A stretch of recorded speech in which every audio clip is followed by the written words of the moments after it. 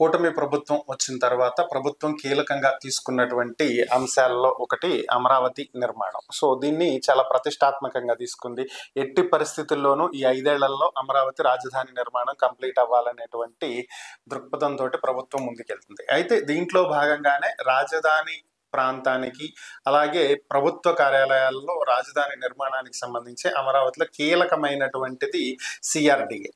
So ఈ CRDA భవనాన్ని 8 నెలల్లోనే ప్రభుత్వం పూర్తి చేయడం జరిగింది. ఈ రోజు ముఖ్యమంత్రి చంద్రబాబు నాయుడు అలాగే స్థానికంగా అమరావతి రాజధానికి భూములు ఇచ్చినటువంటి రైతుల చేతుల మీదుగా ఇక్కడ సిఆర్డిఏ కార్యాలయం ఓపెన్ అయింది. ఈ కార్యక్రమంలో చంద్రబాబు నాయుడుతో పాటుగా లోకేష్, పలువురు టీడీపీ నేతలు, మున్సిపల్ శాఖ మంత్రి నారాయణ, ఇలా పలువురు మంత్రులు, నేతలు అంతా కూడా పాల్గొనడం జరిగింది. ఇప్పుడు దీనికి సంబంధించే జనసేన సోషల్ మీడియాలో కొన్ని ట్వీట్లు కనిపిస్తున్నాయి, కొన్ని పోస్టులు కూడా కనిపిస్తున్నాయి. మ్యాటర్ ఏంటి అంటే రాజధానికి అత్యంత కీలకమైనటువంటి సిఆర్డిఏ కార్యాలయం, అలాగే రాజధాని ప్రాంతంలో మొట్టమొదటిసారిగా ఓపెన్ అవుతున్నటువంటి ప్రభుత్వ కార్యాలయం, 7 అంతస్తుల్లో 4 ఎకరాల్లో నిర్మించినటువంటి భవనం ఇది.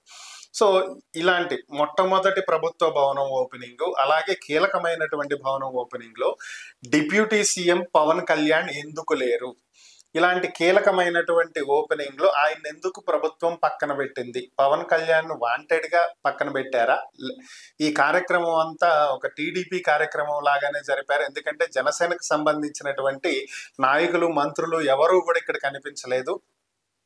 అందరినీ పక్కన పెట్టండి, కనీసం పవన్ కళ్యాణ్ అయినా కనిపించాలి కదా. ఇది ఓన్లీ టీడీపీనే ఎందుకు నిర్వహించుకుంటుంది, జనసేనకు ఎందుకు ప్రాధాన్యం ఇవ్వట్లేదు, ఎందుకు పవన్ కళ్యాణ్ ని పిలవలేదు అంటూ ట్వీట్లు అయితే కనిపిస్తున్నాయి.